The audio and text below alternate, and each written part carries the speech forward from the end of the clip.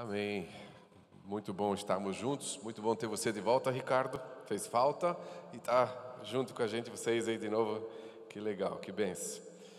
E esse momento agora de reflexão na palavra é um momento muito especial. Como nós temos estudado e refletido na carta de Paulo aos Colossenses, diz ali no capítulo 3, versículo 15 e 16, habite ricamente em vocês a palavra de Cristo. E o contexto ali é logo em seguida falando de ensinando, admoestando, aconselhando, cantando.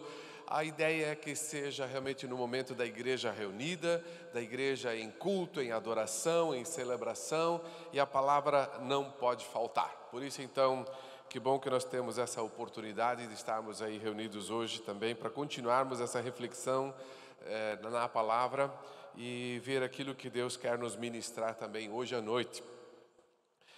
Hoje com menos gente, né? A gente vê o impacto das crianças na igreja, né? A gente nunca vê elas por aqui, mas imagina quando elas não estão, né? Aí dá nisso aqui, né? Aí a equipe fora, os pais fora, né? Aí nós temos uma mudança muito grande. Então vejam a importância, o peso que as crianças têm na vida da igreja. Eu me alegro por isso. Que bom que eles tiveram esse retiro abençoado. Estão descansando agora, sem dúvida precisando desse descanso. E nós vamos adiante então aqui em Colossenses, refletindo na palavra de Deus e indo para o final da carta que o apóstolo Paulo escreveu. E o bom de seguir uma carta, seguir uma série de mensagens, é que os temas vão chegando e a gente vai tendo que tratar esses temas. Temas que talvez se a gente fosse não prestar muita atenção, não viriam, né? Por exemplo, nós vimos ali no capítulo 3, versículo 5, façam morrer tudo que pertence à natureza terrena de vocês, imoralidade sexual, impureza, paixão, desejos maus e a ganância, que é a idolatria.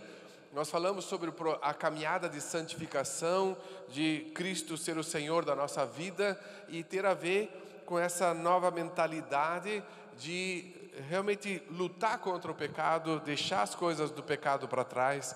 E ficou muito claro, né? A palavra diz ali, imoralidade sexual, ou seja, toda e qualquer atividade sexual fora do casamento, e de um casamento monogâmico, evidentemente, e um casamento heterossexual, isso é imoralidade sexual, isso é pecado. Por isso, né, orientamos nossos jovens no namoro, que se preservem um para o outro. Por quê? Porque o sexo foi planejado por Deus como bênção dentro do casamento, né? E a gente sempre tem que repetir de novo um casamento heterossexual, né? Porque hoje em dia tanta coisa é chamada de casamento que biblicamente não é casamento, mas é isso que a Bíblia define. E assim a gente foi trabalhando, né, no capítulo 3 várias coisas. Como eu disse então na mensagem última, nós trabalhamos como Cristo no centro da nossa vida. Capítulo 3:15 diz: a paz de Cristo seja o juiz no seu coração. Então aquela intimidade, a paz de Cristo realmente dirigindo a nossa vida interior. Versículo 16, habite ricamente em vocês a palavra de Cristo, então no convívio da igreja. E versículo 17 diz, enfim, tudo que vocês fizerem, tudo mesmo, seja em palavra, em ação, façam em nome do Senhor, ou seja, debaixo da direção do Senhor e para a glória do Senhor.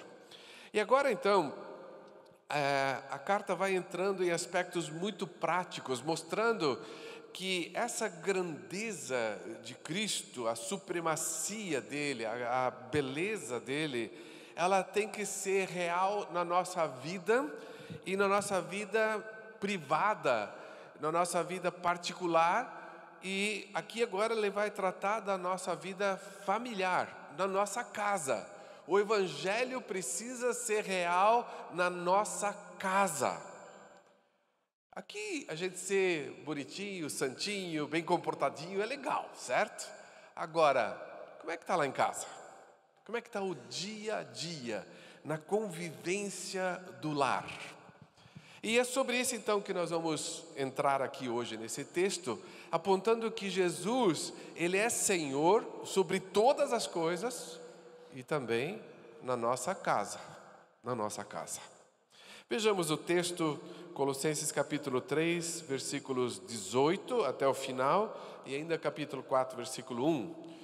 Diz assim: mulheres, sujeite-se cada uma a seu marido como convém a quem está no Senhor. Maridos, ame cada um a sua mulher e não a tratem com amargura. Filhos, obedeçam a seus pais em tudo, pois isso agrada ao Senhor.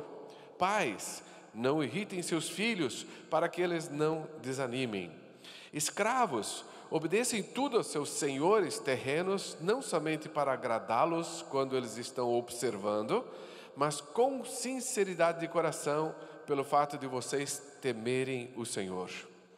Tudo o que fizerem, façam de todo o coração, como para o Senhor e não para os homens, sabendo que receberão do Senhor a recompensa da herança. É a Cristo, o Senhor, que vocês estão servindo. Quem cometer injustiça receberá de volta a injustiça, e não haverá exceção para ninguém. Senhores, deem aos seus escravos o que é justo e direito, sabendo que vocês também têm um Senhor nos céus. Então veja que o foco aqui é a nossa casa. É claro, a casa naquela época era uma casa um pouco diferente da nossa. Tanto é que fala aqui de escravos e fala de senhores, donos de escravos, porque era comum naquela época haver escravos convivendo na mesma casa. A casa era um ambiente familiar ampliado, né? Era uma família ampliada, então tinha os avós junto, às vezes tios, então era uma família mais ampliada que compunha a casa, e como disse, os escravos faziam parte desse contexto daquela época. Mas era o dia a dia, era a realidade prática, era aquilo que se experimentava no dia a dia, né? Era real. E por isso agora a palavra diz que Jesus é Senhor também, e especialmente nesse contexto. Até porque se Jesus não for Senhor no contexto da nossa relação íntima, não vai resolver nada. Vamos ser um bando de hipócritas pulando, louvando a Deus talvez, né? Pelo menos fazendo de conta, e o nosso dia a dia não correspondendo a isso. Então nós vamos entrar nessa questão, e isso mexe com todos nós, né? Mexe com todos, e por isso a gente precisa estar aberto. Talvez te faça refletir em coisas do passado, trazendo um peso no coração, mas o Senhor é gracioso, misericordioso, Ele perdoa, Ele redime, Ele restaura, Ele renova e nos dá forças na nossa caminhada. Mas o foco, o centro aqui justamente é a questão da autoridade do Senhor, da autoridade que está em Cristo Jesus. Jesus, no final da sua vida, Ele reuniu seus discípulos naquele momento que Ele teve com eles antes de ser elevado aos céus, e Ele disse em Mateus 28, 18, toda a autoridade me foi dada nos céus e na terra. Toda a autoridade me foi dada.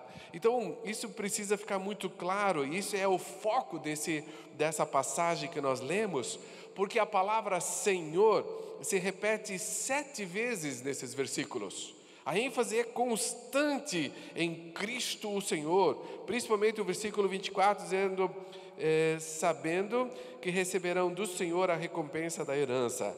É a Cristo o Senhor que vocês estão servindo. Então essa ênfase da autoridade de Jesus, do senhorio de Cristo.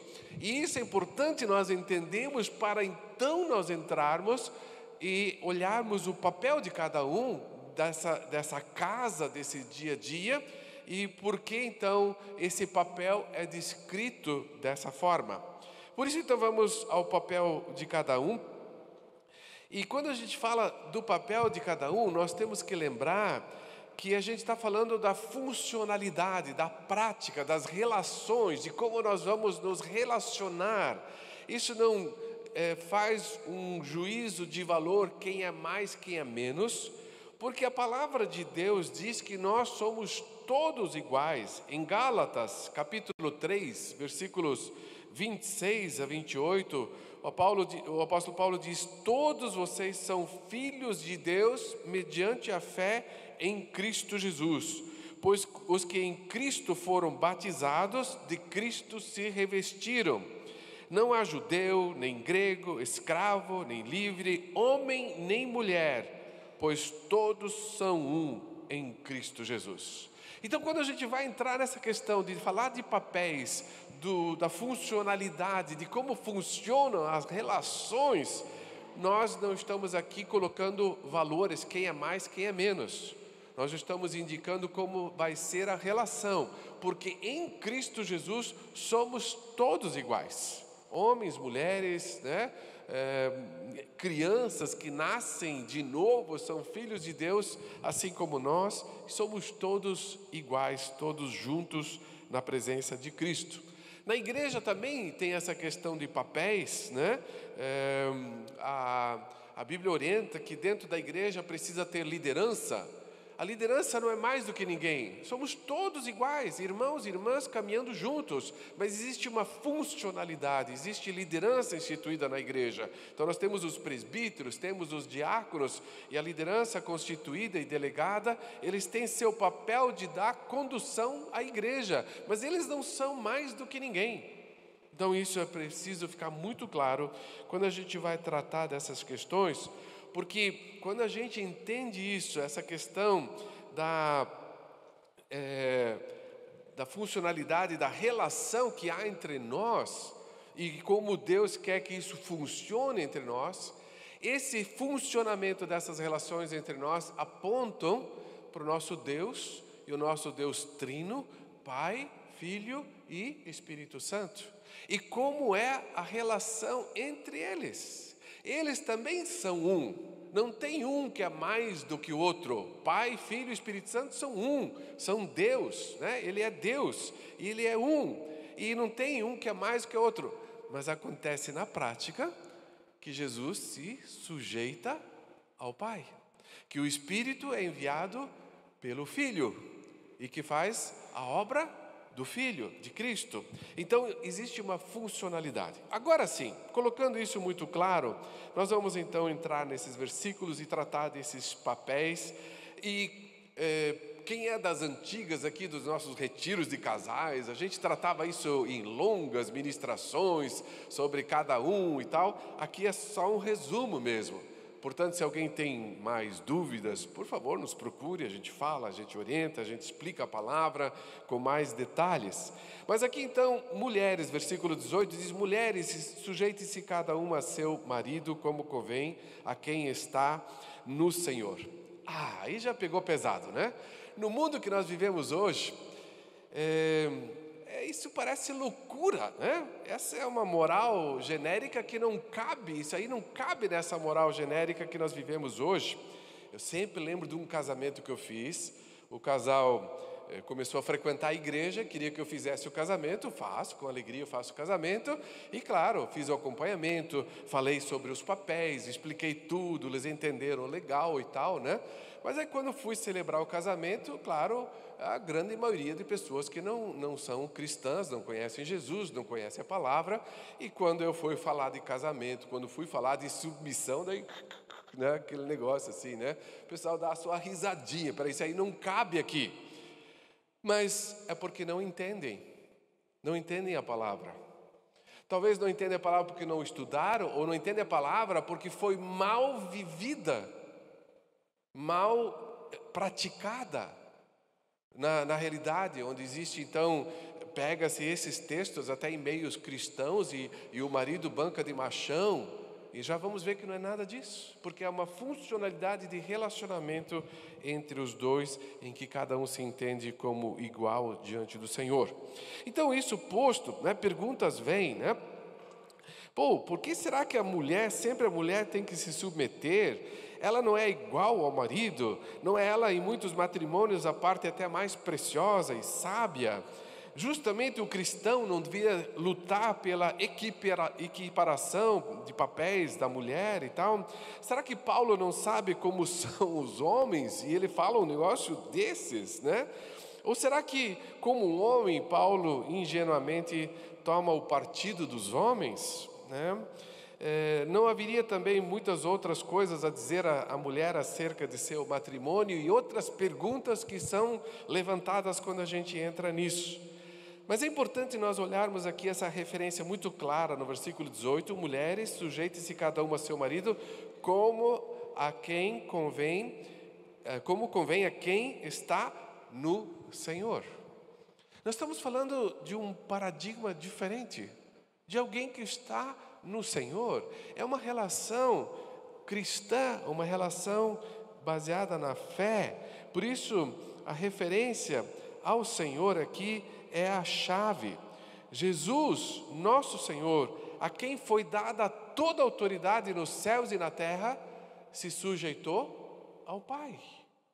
E não existe com essa sujeição e essa submissão de Jesus ao Pai um demérito, um valor menor. Não tem a ver com valor, tem a ver com relação, com funcionalidade. Por isso, uma relação de submissão deve ser fruto dessa compreensão de que somos um e fruto do amor que estabelece essa relação, assim como é a relação de amor em Deus. Pai, Filho e Espírito Santo, eles são o próprio amor e a relação é baseada no amor. Quando Paulo escreve aos Efésios, ele deixa muito claro que nessa relação entre marido e esposa, essa relação aponta também não só a relação que existe entre Deus Pai e Deus o Filho, mas ela aponta para a relação que existe entre Jesus e a igreja. E então, Paulo diz que os maridos devem amar a sua esposa assim como Cristo amou a igreja e se entregou por ela. Então, a relação entre marido e mulher aponta para essa realidade superior, maior, que é Cristo e a igreja. Por isso, então, esses papéis estão claramente estabelecidos, porque eles são um espelho de uma relação maior, que é Cristo com a igreja.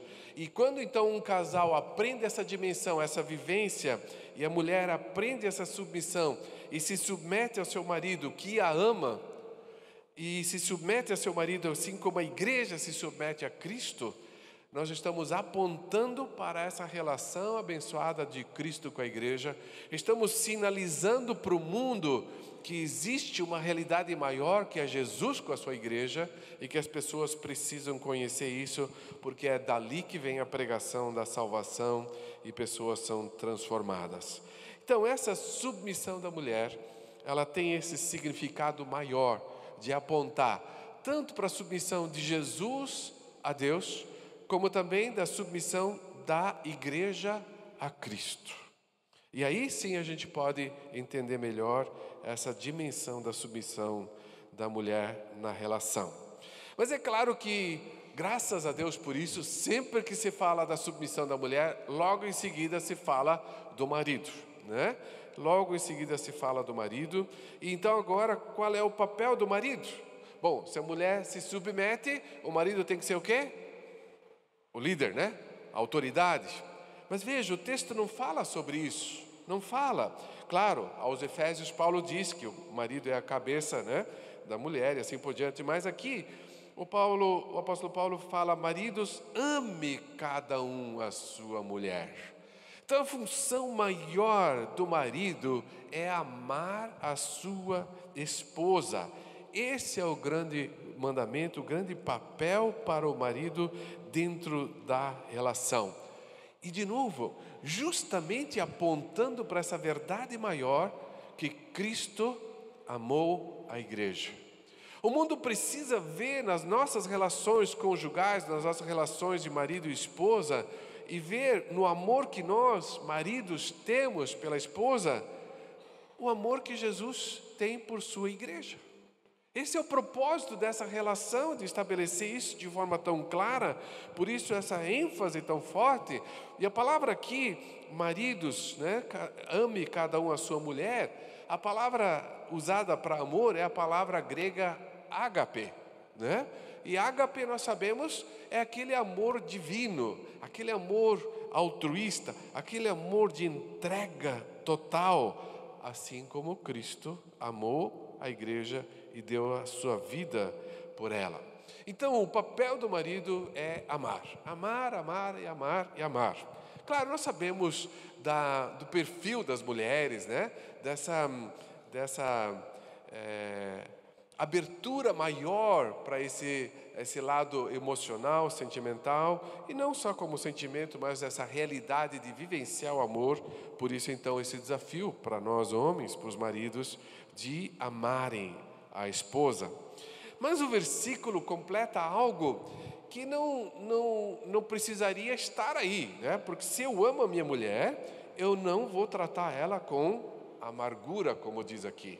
Mas às vezes esses lembretes vêm para dar uma chacoalhada, porque para homem precisa ser muito claro, né? Tem que ser detalhista, né? Às vezes tem que desenhar, né? Desenha para mim que daí eu entendo, certo? Então aqui está desenhadinho, tá? Amar é não tratar com amargura. Deu para entender? É assim que Paulo está falando. Então esse cuidado de não tratarmos com amargura, com rudeza, com falta de sensibilidade, sendo cavalo, né?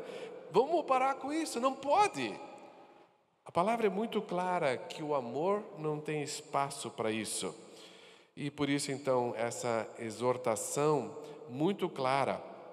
Alguns homens dizem: mas eu sou assim, fui criado assim, sempre fui assim. Tá bom, então, né, deixa Jesus transformar e não seja mais assim, porque não tem espaço para isso, certo?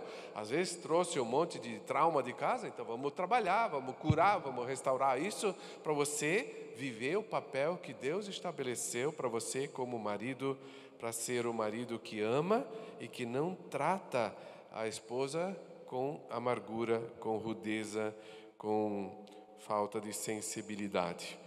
Tudo isso apontando para Jesus, que tanto amou a sua igreja e deu a sua vida por ela. Aí vamos adiante e temos o papel dos filhos. Eu fiquei pensando justamente no retiro de criança, não temos criança aqui, não temos nem os pais aqui, né? E eu vou falar sobre isso. Mas está colocado aqui para nós como igreja entender, nós temos alguns pais aqui também, né?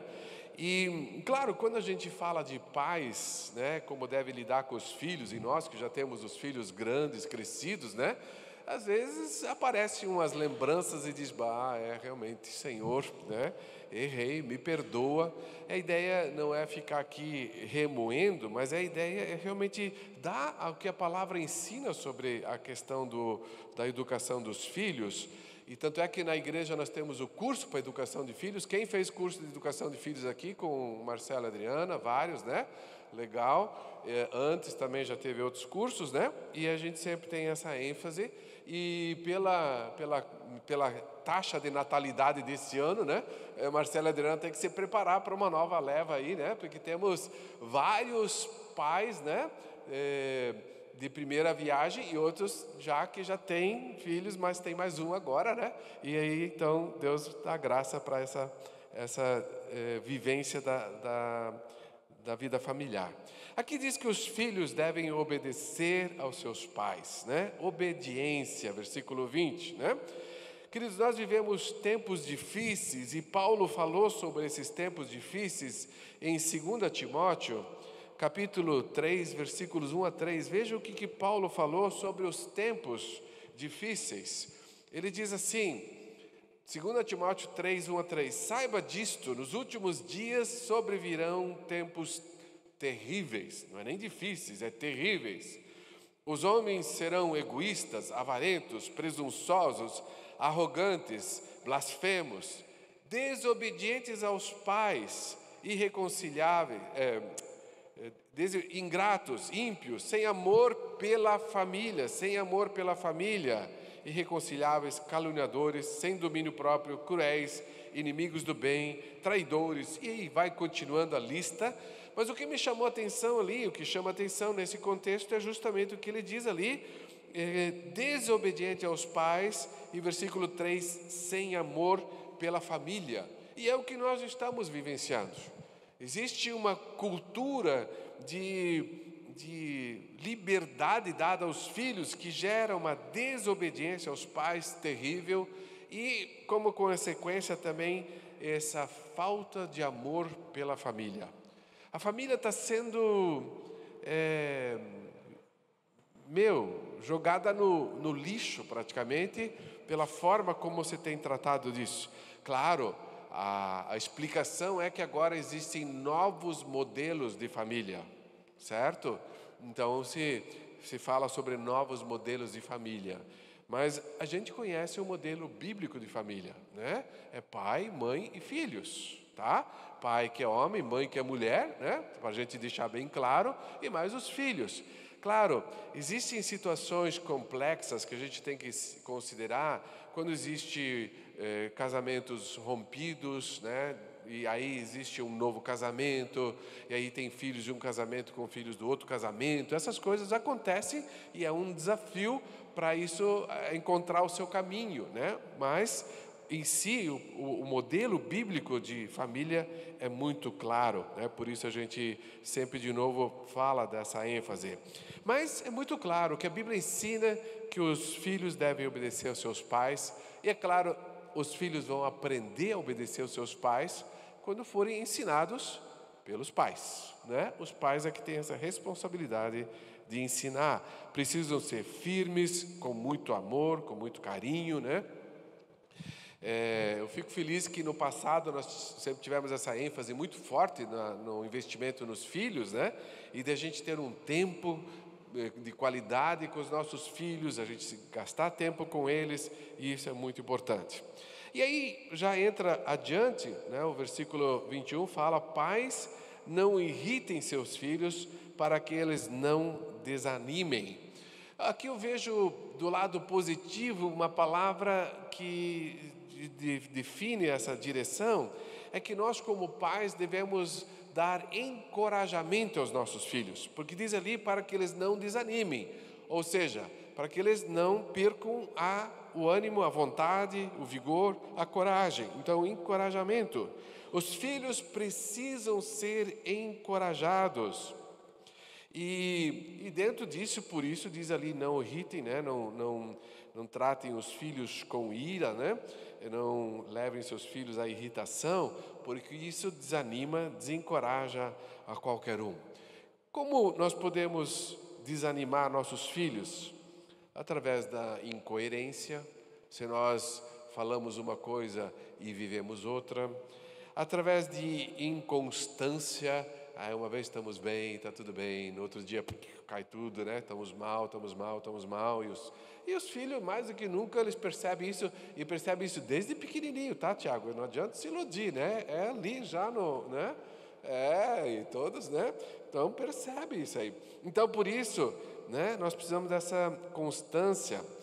Os filhos são irritados quando não há clareza, você não dá direção clara e fica naquela dúvida, não sei para que lado vai, o que quer dizer, o que não quer dizer. Então precisa ter essa clareza e talvez várias outras coisas que venham à sua mente agora e que precisam ser trabalhadas pelo Senhor para a gente viver esse padrão que Deus quer que a gente viva.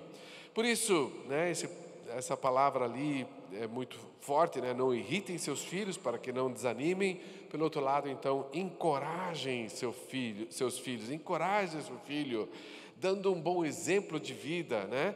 Dando palavra de Deus, sendo um exemplo de entrega, de dedicação ao Senhor, à família, devoção ao Senhor. Isso vai encorajar o seu filho. E aí nós vamos um pouquinho mais adiante nessa reflexão, e diz agora, e trata de uma questão aqui, como disse, daquela época, que nós precisamos entender para os nossos dias hoje, e fala dos escravos. Era o contexto daquela época. Eu vou aplicar isso então para a nossa relação profissional de empregados com o seu patrão, né? Mas naquela época ainda tinha essa dinâmica, essa realidade da escravidão. Aqui, quando fala de escravos, significa escravos mesmo.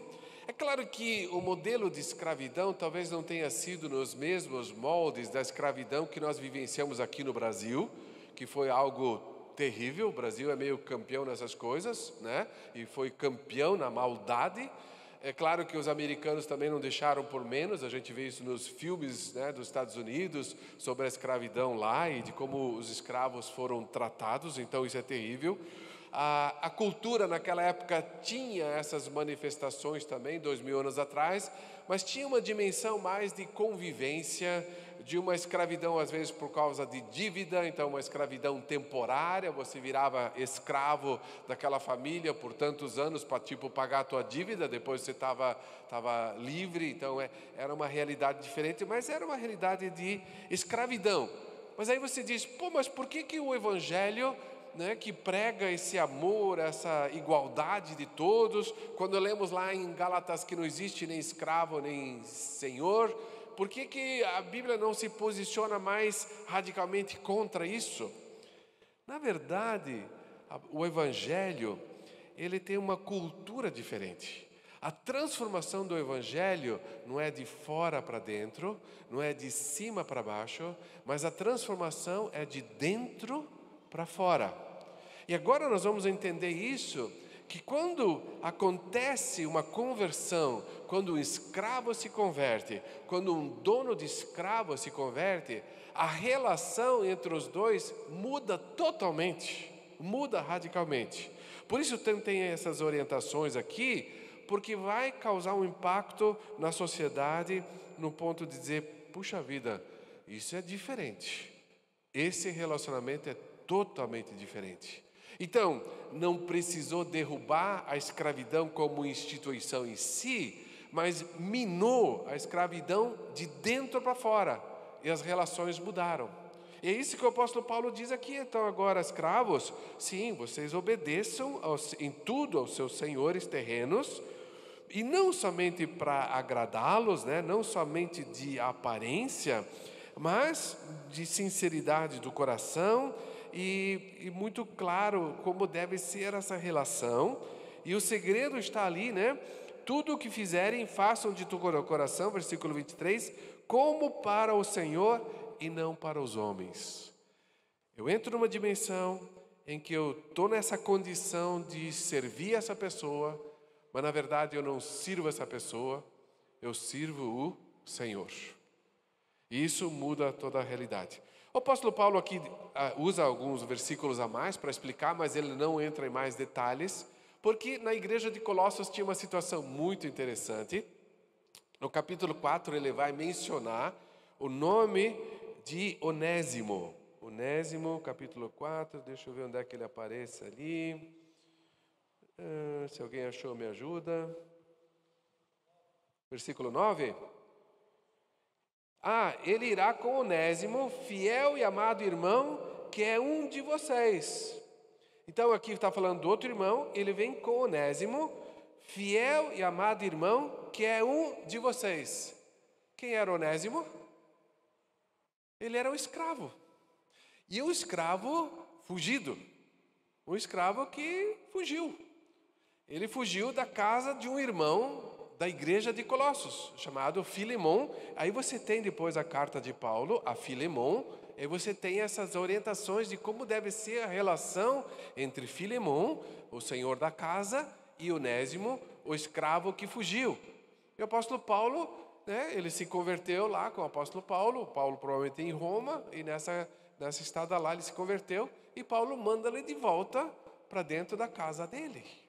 Então essa é a realidade prática que esses irmãos estavam vivenciando, e é muito interessante ler a carta de Paulo a Filemon, que é o outro lado, então o senhor do escravo, de como ele deveria receber o Onésimo agora como um irmão, igual, né?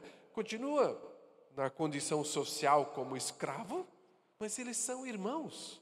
E eles vivem bem com isso. É a orientação que o apóstolo Paulo dá, e é a orientação que o apóstolo Paulo dá aqui também à igreja de Colossos, porque havia essa realidade. Evidente que se isso é vivenciado, como está posto aqui, tanto por parte do escravo, como por parte do senhor dos escravos, a escravidão não é mais problema nenhum. Acaba se tornando uma relação de trabalho que existia naquela época, que, graças a Deus, hoje não tem mais e nem deve ser assim. O que nós temos hoje, então, termos práticos, é a relação profissional, a relação de trabalho, a relação de empregado, empregador, de funcionário e patrão e chefe, assim por diante. Então, nós temos muito essa realidade hoje, e nós temos esse princípio de que, como profissionais, nós devemos ser dedicados naquilo que fazemos, fazer de todo o coração, e não só fazer de aparência quando o patrão está olhando, ou quando tem a câmera filmando, mas fazer de todo o coração, como que fazendo para o Senhor nosso Deus. Isso, queridos, se tornou revolucionário em termos de mudança de cultura. O mundo ocidental, que foi mais fortemente influenciado pelo cristianismo, desenvolveu uma relação, então, mais tarde, principalmente através da Reforma Protestante, onde esses valores foram resgatados, que tinham se perdido na Idade Média. Isso foi resgatado e isso trouxe desenvolvimento muito grande para as sociedades ocidentais, para o mundo que nós vivemos hoje, dessa relação entre empregado e empregador, em que o cristianismo vive isso como algo que diz ali o texto, vivendo para o Senhor. E, por último, então, no capítulo 4, versículo 1, diz: Senhores, deem aos seus escravos o que é justo e direito, sabendo que vocês também têm um Senhor no céu. Aqui, então, fala dos senhores, fala dos patrões, e os patrões, então, devem dar o que é justo e o que é direito, Então, aplicando para nós hoje, não precisamos mais entrar em detalhes sobre o senhor dos escravos, mas seria aquele empregador, dono do negócio, aquele que tem alguém que trabalha para ele. A orientação é muito clara em que se dê o que é justo e o que é direito. E aí, claro, a começar pela remuneração. Um patrão cristão, ele não pode se deixar dominar pelo mercado e dizer todo mundo paga assim. Ele precisa avaliar o negócio dele e dentro do negócio dele ele tem que avaliar: é o melhor pagamento que eu posso fazer, posso dar para esse meu funcionário? É isso que a palavra de Deus ensina aqui, Dê a ele o que é justo e o que é direito, Justo é direito, mas nesse sentido de algo que é digno daquilo que o trabalhador faz. Porque até a palavra diz, em 2 Timóteo, digno, em 1 Tessalonicenses 5, digno do seu salário é o trabalhador. Então, queridos, nós temos aí os papéis, e voltando a Gálatas que eu li antes já, na realidade, em Cristo, tendo sido batizados, revestidos de Cristo, nós somos todos um, não existe distinção. Mas existem funções, existem papéis diferentes, como a Bíblia então apresenta, e isso continua valendo hoje, Essa questão da submissão da mulher, do amor do marido por sua esposa, assumir o seu papel, e então isso continua claro também hoje. Agora, o que me chamou a atenção, e com isso eu quero concluir essa palavra, é que nesses versículos nós temos uma série de atitudes que fazem toda a diferença. Em primeiro lugar, eu queria apontar para a importância da submissão no Senhor. Submissão ao Senhor. Quando fala das mulheres serem submissas, diz como convém a quem está no Senhor. Então, na verdade, é alguém que se submete ao Senhor. Quando fala das crianças serem obedientes, versículo 20 diz: isso agrada ao Senhor. Quando fala dos servos, deixa bem claro que no versículo 24, que isso que vocês estão servindo a Cristo o Senhor, e sabendo, né, que Ele está acima de todas as coisas. E quando fala dos senhores, né, dos patrões, versículo 1 do capítulo 4, deixa muito claro que também eles, né, devem saber, os senhores, que eles têm um Senhor nos céus. Então tudo isso aponta para essa autoridade, esse senhorio de Cristo na nossa vida. Por isso o tema da mensagem: Jesus Senhor na nossa casa, no nosso dia a dia. Mas uma outra atitude que chama atenção aqui é a questão da gentileza e da ternura, quando fala dos maridos que eles devem amar as suas esposas, versículo 19, e não a tratem com amargura, pelo contrário, então o oposto seria, mas sim com ternura, com gentileza, com graça, com sensibilidade. Então isso deve marcar os nossos relacionamentos. Mas nossos relacionamentos devem ser marcados também pela sinceridade de coração, né? Ele fala no versículo 22, né, de a gente servir, né, não só quando estão olhando para nós, mas servir de todo o coração, versículo 23.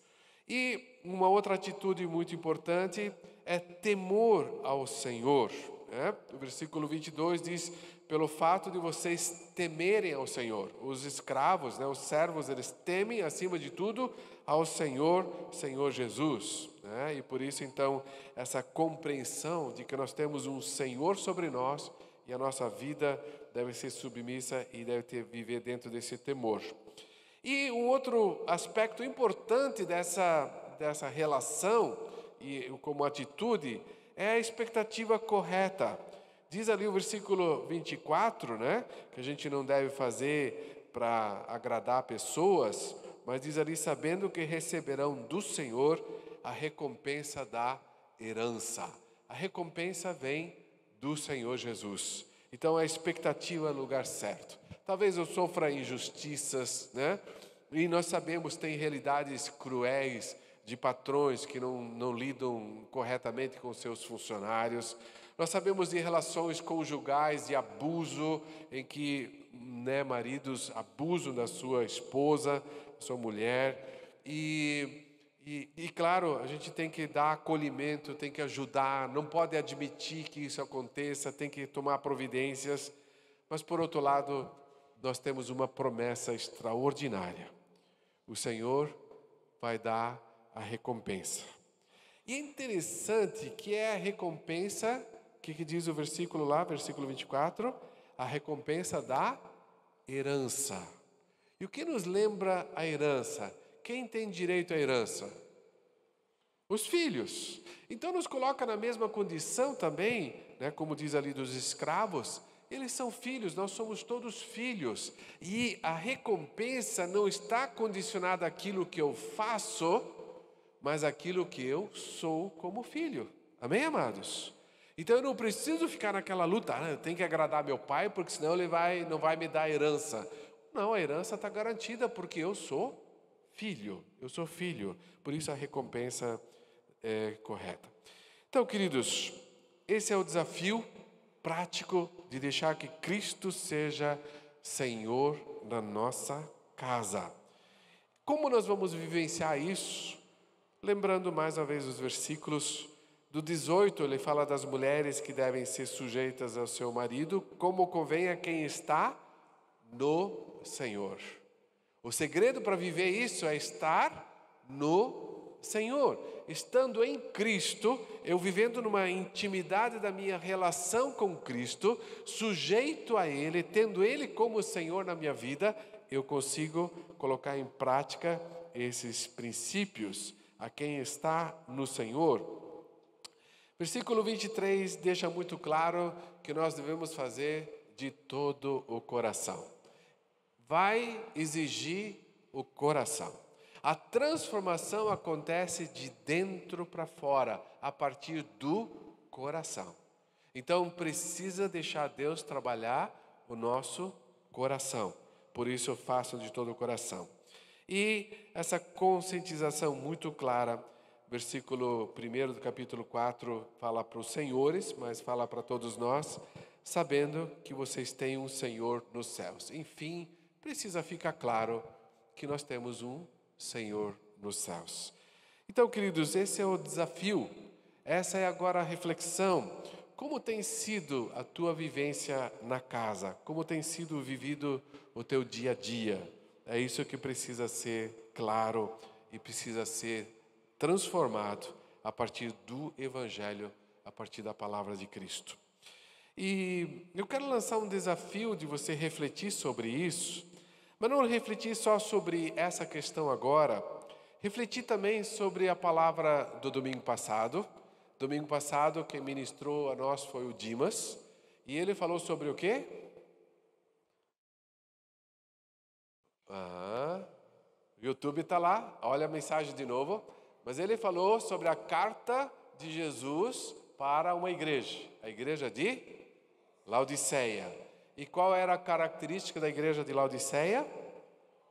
Era morna, não é fria, nem quente, você é morna. E porque é morna, diz o Apocalipse capítulo 3, versículos 15 e 16, estou a ponto de vomitar-te. Então foi uma palavra dura para nós, e que o Senhor falou, sem dúvida, a todos nós também através disso.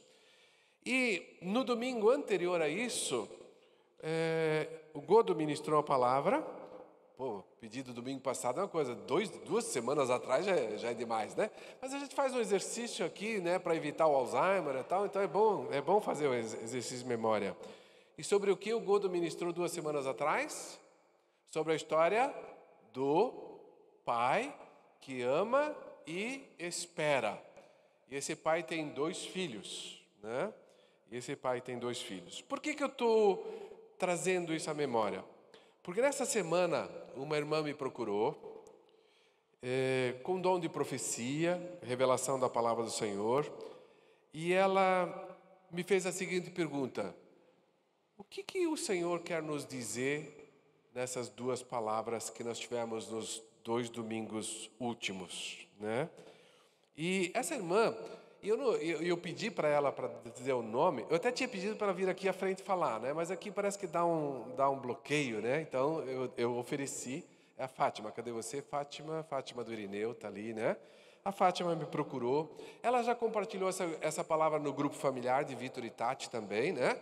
Vitor e Tati também conversaram comigo. Então, isso é muito legal que isso aconteça, que a gente converse sobre isso e que essa palavra venha a nós, né, pastores e presbíteros da igreja. Na sexta-feira nós tivemos uma reunião de presbitério e aí eu trouxe essa palavra, compartilhei sobre isso. Mas é uma palavra de advertência que Deus deu a Fátima para ser comunicada à igreja, para nós refletirmos, de fato, como é que nós estamos em relação a isso. Em relação à parábola do pai que ama, espera e tem os 2 filhos. O filho mais novo abandona a casa. Você está a ponto de abandonar a casa? Então a palavra de Deus é um alerta agora. Reflita no seu coração, né? Como está. Porque é um alerta, né, de não ir por esse caminho, né? Temos um Deus misericordioso que recebe de volta, mas a palavra que Deus colocou no coração da Fátima é nesse sentido. O filho mais novo, ele não devia ter saído de casa. Ele devia ter ficado em casa. Então não conte com essa misericórdia, a graça de Deus, mas permaneça na casa. Permaneça firme na casa. O filho mais velho olhou torto, né, e reclamou com o pai. Que reclamação! Agora a advertência é para aqueles que estão nessa condição de filho mais velho. Como você tem olhado para os seus irmãos ou para a situação da igreja? Eu tenho ouvido bastante reclamação, minha gente, eu vou ser bem sincero, né? Tenho ouvido muita reclamação. E claro, não é que eu não quero ouvir, se alguma coisa não está legal, a gente precisa tratar. Mas ficar reclamando não é o caminho, é chegar junto e dizer como é que nós vamos mudar essa situação na igreja, como é que vai ser diferente daqui para frente, o que eu posso fazer para isso mudar. Então, a palavra que Deus colocou no coração da Fátima sobre esse irmão mais velho foi nesse sentido, né, Fátima? De um alerta. Como é que nós estamos? Estamos olhando para os irmãos, precisamos olhar para nós mesmos. Como é que está o nosso coração? Então, voltando a essa questão da palavra de hoje, né? De Deus agir na nossa família. Se tem alguma coisa que precisa ser tratado, precisa ser consertado, faz isso. Se precisa de ajuda para lidar com isso, procure a gente. Nós somos pecadores como vocês, temos nossas lutas, mas juntos diante do Senhor, nós vamos procurar a ajuda que cada um precisa para colocar em prática aquilo que a palavra de Deus ensina. Pai amado, obrigado por Tua palavra. Obrigado que Tu nos ensinas. Tua palavra é viva, eficaz, ela penetra no íntimo do nosso coração e ela nos confronta, mas também ela nos capacita a viver essa nova vida. Por isso, como diz o texto, que habite ricamente também essa palavra em nossos corações, Senhor. E que as nossas casas, as nossas famílias sejam referência para os nossos vizinhos. É claro que mesmo com dedicação total, nem sempre nós vamos conseguir o resultado. Mesmo assim, nós sabemos de filhos que chegam na idade adulta e escolhem o seu próprio caminho, mas sem dúvida vão olhar para a vida dos pais e dizer, eles sim, se dedicaram e fizeram, e cumpriram com a sua função, com o seu papel, Pai. Por isso eu te peço que Tu nos concedas graça para vivermos isso de uma forma muito clara, também aqui como família que somos, em nome de Jesus. Amém. Bem, queridos, só uma questão ainda sobre essa parte da profecia, né? É um dom do Espírito Santo que Deus distribui na igreja, e que bom que nós temos pessoas com esses dons, tem outras pessoas com seus dons. O que a gente quer transmitir é que vocês tenham a liberdade de vivenciar isso e nos procurem, né? Pelo fato de essa palavra chegar ao nosso conhecimento, pastores e presbíteros, nós lidamos com isso e, sem dúvida, isso dá um direcionamento para a igreja. E nós vamos dar a oportunidade de chegar aqui à frente, de compartilhar essa palavra. A palavra profética muitas vezes é de repreensão, mas que tem o objetivo de instrução no caminho. Às vezes é de encorajamento, de ânimo, como já temos recebido outras palavras nesse sentido, glória a Deus por isso também. E assim como um dos dons dados pelo Espírito Santo, nós queremos que esse dom tenha liberdade de acontecer no nosso meio. E se você tem alguma experiência nesse sentido, venha falar com a gente, procure-nos e nós vamos ouvir, em primeiro lugar, o que Deus quer falar para nós, para a igreja, e ver como a melhor forma disso ser trazido para a igreja, de ser compartilhado para a igreja, porque esse é o propósito que Deus tem ao dar uma palavra. Nesse sentido também, a palavra, o dom de falar em outras línguas, né? Você que tem esse dom, deixa fluir esse dom na sua vida. Porque em 1 Coríntios 14 diz que quando há interpretação, ele é como uma palavra profética, como uma profecia, porque ela vai trazer exortação, ensino, direção para a vida da igreja, por ser uma palavra dirigida a Deus também. Então, vamos deixar os dons fluírem, né? A Helena, esses tempos atrás, usou essa ilustração, né, de cada um vem com a sua roupa, né? E em termos espirituais, a nossa roupa são os nossos dons e talentos que Deus nos deu. E vamos embelezar a nossa vida como igreja através dos nossos dons. Que Deus abençoe cada um, né? Que Deus nos conduza adiante. Amém.